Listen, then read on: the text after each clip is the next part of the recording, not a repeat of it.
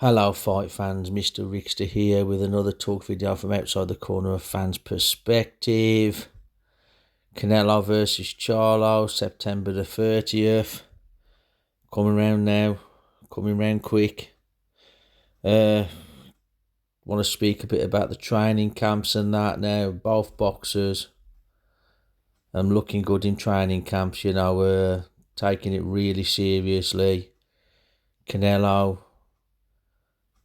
looking back at his best, he's saying that he feels fit and strong and he's actually 100% healthy, which he hasn't been that way for a long time in training camp. So it's one of the best training camps that he's ever had. He's up in Lake Tahoe in California, training at altitude as well. So it took him a few weeks to get used to the altitude, but he said he feels great. Doing a lot of running and that as well. And yeah, things are going really good. The same for Charlo as well, out in Houston, Texas, under Derek James. Training camp going really well. Doing a lot of well-being classes and that sort of thing, like physio. And, he's, to be fair, he's, as I say, he surprised me really.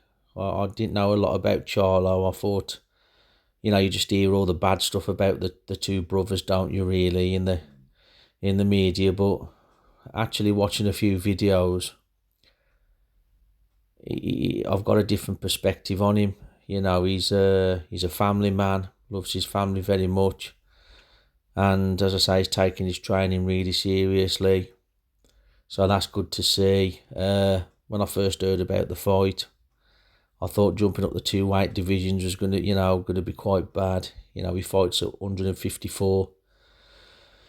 And he's going up to 168, so at first, just like everybody else, they're written him off, but obviously with the face-offs happening a month ago or so now, maybe a bit longer, that obviously like Charlo's 6 foot tall, so he's tall, and obviously he's just going to fill out into that frame quite comfortably really. So like I said in the last video that I did on Canelo and Charlo, there's going to be a lot closer than people think, and after seeing the training camps and that now, I am sort of leaning towards more of a 50-50 fight. You just don't know how it's going to go. Like Canelo struggled in the past against like slick, fast boxers.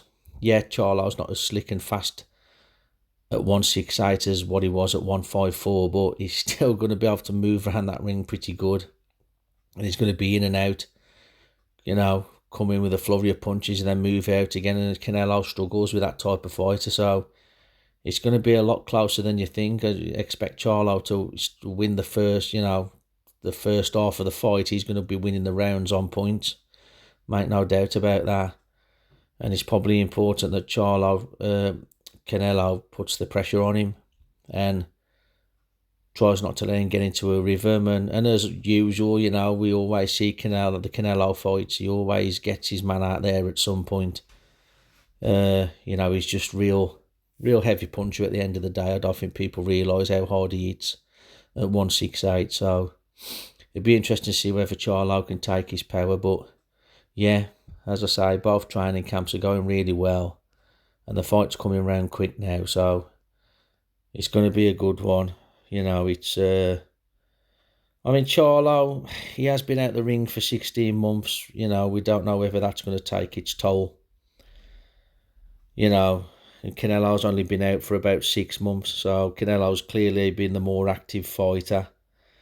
Charlo being out the ring for 16 months is a long time, but whether that's going to make any difference on the night, I don't know. But I would have preferred to have seen him be a bit more active before he goes into this fight against Canelo, but it is what it is. He took it not on short notice, but we all thought it was going to be his brother that he was going to fight instead. But obviously now it's Jamel. It's Jamal. I don't know whether it's Jamel or Jamal, to be honest with you, but it's the other brother. So, but yeah, both training camps going really well. Both fighters looking fit and healthy. So hopefully it will stay that way till September the 30th. And then we should be in for a good night of boxing. That's all from me, guys. I'll catch you all on the next one. We'll be ducking and diving, bobbing and weaving. Ciao for now.